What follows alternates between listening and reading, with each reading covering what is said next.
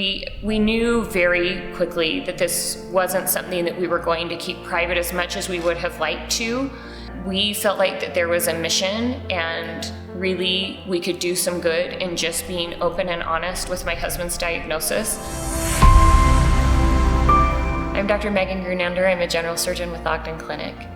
My husband was diagnosed with stage 3A colon cancer about 7 months ago, and we have been navigating that diagnosis since then. My name is Todd Grunander. I am an orthopedic surgeon in northern Utah. Finding out I had cancer and suddenly becoming the patient literally in a 15-minute period, going from operating to having surgery that night, was a bit of a shock. For doctors, we're very much used to being in control. I was in my clinic. It was a Tuesday afternoon.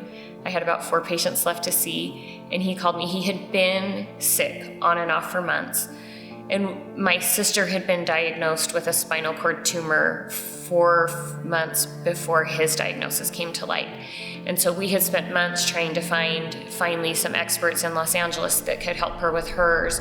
And Todd would intermittently be sick. Looking back in hindsight, a lot of the symptoms and issues that I'd had probably for several years make a lot more sense.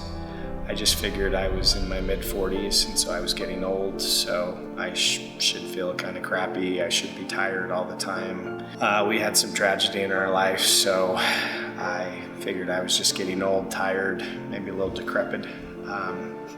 When we found out that Todd had cancer, after he had had his surgery and his imaging, I had seen that and knew that there was nothing that this would be but cancer.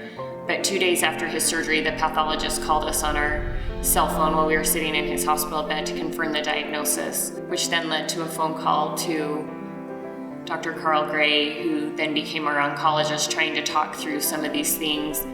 I went to doctor mode, which is compartmentalize, analyze, and deal with the problem one at a time. I think, he has referred to tragedy in some of his interviews.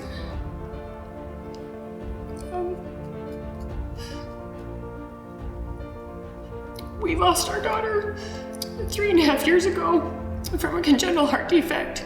And so as we have navigated that trial, I think that this was just, that had taught us how to have to navigate and compartmentalize in a way that even being a surgery resident hadn't taught us. And so I think some of it was that, and then also having to break out of just compartmentalizing and putting things in a box and putting them on a shelf and trying to just be robotic about moving through so that we could try and address things, because that was my response, to just put it on a shelf and be a surgeon and a mom. And this was just sort of happening in the periphery, but then I didn't have to try and give it my full attention because that was too scary. Having been on the side of now navigating colon cancer as the spouse of a patient has given me different perspective. It's a cancer that I am familiar with and that I know, but navigating it on the patient side is very, very scary. And I have a new appreciation as my patients, and I talk to them and try to remember that this is so scary and something that they're going to be unfamiliar with. But it has really flipped the narrative of now being in that position, and really me trying to be the best I can and explaining and reassuring and letting them know that things are going to be okay, and that I know that it's scary and there's lots of things that are happening, but that we will help them navigate through it. Being in the patient role, I understand how uncomfortable the hospital bed is now. I understand that certain medicines really do taste bad. I understand that being home is such a wonderful thing when you've been in the hospital. And so having that patient perspective now, I think, has made me a better doctor, because I can understand what my patients are going through better. Families, as you're navigating this, it is scary and it's hard. I'm one that always wants to be helping others. I'm a surgeon. I went into medicine because I wanted to help other people, and it was really hard to be put in the role of needing help and accepting help. But that is literally what has saved us the last 3.5 years since my daughter died, since Todd was diagnosed.